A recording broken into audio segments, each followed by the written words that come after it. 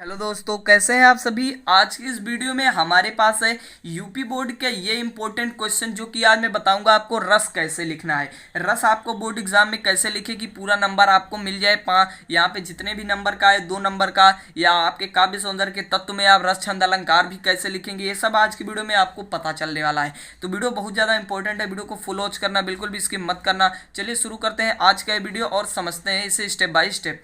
तो सबसे पहले बिना कुछ देर की, ये सब आपको नहीं बताऊंगा रस क्या है, ये सब आप पढ़ लेते हैं।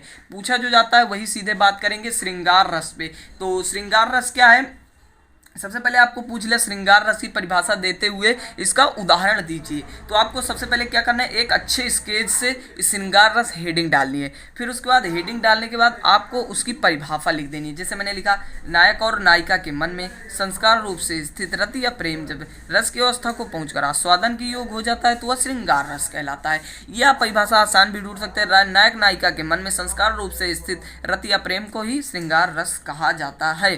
तो उसके बाद अब आपको क्या हेडिंग डालनी है, उदाहरण। एक ब्लैक पेन से अच्छे से हेडिंग डालनी है उदाहरण। और फिर एक उदाहरण मैंने आसान सा लिया हुआ है, हे खग मृग हे मधुकर श्रेणी तुम देखी सीता मृग नैनी, ये आपको डालना है। फिर उसके बाद मैंने एक चीज नहीं लिखा, ये आपको थोड़ा ध्यान देना है। इसमें आपको लिखना है स्पष्टीकरण। स्पष्टीकरण में आपको क्या लिख देना है, यहाँ पे एक चीज और दे दीजिएगा, ध्यान दीजिएगा। इस पे आपको लिखना है अस्थाई भाव। इसका अस्थाई भाव क्या हो जाएगा, ठीक है। अस्थाई भाव अगर आप लिख लेते हैं ना तो आपका काम बन जाएगा। अस्थाई भाव इसका होता है रति या प्रेम होता है, ठीक है। इसका अस्थाई भाव रति या प्रेम होता है। अस्थाई भाव लिख देते हैं तो 1 नंबर, और उदाहरण पे 1 नंबर, और स्पष्टीकरण ये सब पूरा, मतलब आपको पूरा नंबर मिल जाएगा। फिर स्पष्टीकरण में कोई नंबर कटने वाला नहीं है। इसी प्रकार करुण रस देखते हैं, बंधु विनाश बंधु वियोग द्रव्य विनाश, प्रेमी और सदैव के लिए बिछुड़ जाने पर करुण रस उत्पन्न होता है। तो इस प्रकार आप परिभाषा लिख सकते हैं। सेम वही बताया। अब इसका जो है वो आपको ये एक चीज मैंने लिखना भूल गया, वो आपको लिखना अस्थाई भाव, जो मैं बता दे रहा हूँ। यहाँ पे मैं लिख देता हूँ। फिलहाल आपको एक काली पेन से अस्थाई भाव लिख देना है। अगर ये आप भूल जाते हैं तो आपका गड़बड़ हो सकता है। तो अस्थाई भाव यहाँ पे हो जाएगा। इसका जो है अस्थाई भाव होता है वो शोक होता है करुण रस का, इसे आपको लिख देना है। फिर उसके बाद उदाहरण डालना है हेडिंग। उदाहरण में आपको लिखना है, इस करुणा कलित हृदय में अब विकल रागिनी बसती, क्यों हाहाकार स्वरों में वेदना असीम गरजती।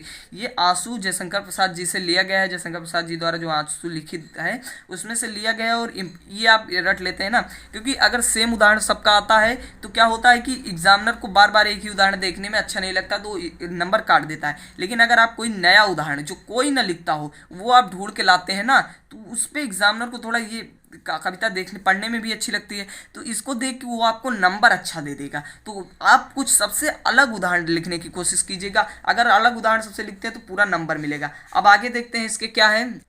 हास्य रस। हास्य रस क्या है, वेशभूषा वाणी चेष्टा आदि की विकृति को देखकर हृदय में जो विनोद भाव जागृत होता है उसे हास्य रस कहा जाता है।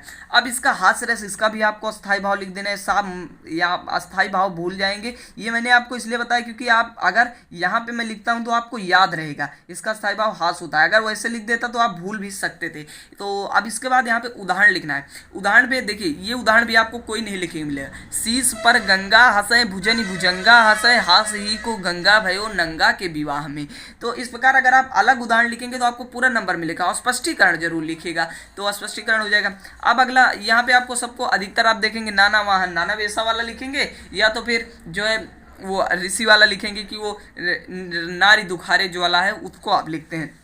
वीर रस। वीर रस इंपॉर्टेंट है, बहुत ज़्यादा बार पूछा गया है, इसे आप तैयार कर लीजिएगा। और इसका अस्थाई भाव भी मैं लिख देता हूँ। अस्थाई भाव इसका भी मैंने नहीं लिखा है। अस्थाई भाव इसका जो होता है वो उत्साह होता है, शायद उत्साह आप इसे लिख दीजिएगा, हमेशा उत्साह यहाँ पे होता है। और उसके बाद इसका परिभाषा हेडिंग डाल दीजिएगा और उसके बाद लिखिएगा, युद्ध अथवा किसी कठिन कार्य करने में हृदय में जो उत्साह जागृत होता है उसे वीर रस कहा जाता है। वीर रस का फिर एक उदाहरण है, अच्छे से हेडिंग डालिएगा। चढ़ चेतक पर तलवार उठा करता था भूतल पानी को, राणा प्रताप सिर काट काट करता था सफल जवानी को। तो इस प्रकार आप राणा प्रताप का कोई भी उदाहरण लिख सकते हैं। आगे नदियां पड़ी अपार घोड़ा कैसे उतरे पार, राणा ने सोचा इस पार तब तक चेतक था उस पार।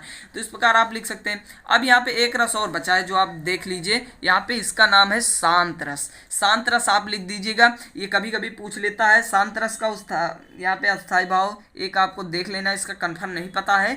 तब तो ज्ञान की प्राप्ति अथवा संसार से वैराग्य होने पर शांत रस की उत्पत्ति होती है। अब अब इसका एक आसान उदाहरण मैं आपको देता हूं जो कोई न लिखेगा। जब मैं था तब हरी नहीं, अब हरी है मैं नाई, सब अंधियारा मिट गया जब दीपक देखा माही। तो इस प्रकार आपका ये शांत रस हो गया। अब इसी प्रकार हास्य रस, शांत रस और सारे रस मैंने आपको बताए, और ये अगर आप पढ़ लेते हैं पूरा तो आपको इस ट्रिक से आप लिखते हैं तो आपको पूरा नंबर मिलेगा, कोई एक नंबर नहीं काट पाएगा। तो बस दोस्तों आज के वीडियो में इतना ही था। वीडियो कैसा लगा कमेंट बॉक्स में बताना, पसंद आए तो लाइक करना, चैनल को सब्सक्राइब करना। मिलते हैं इसके नेक्स्ट वीडियो में, तब तक के लिए बाय बाय।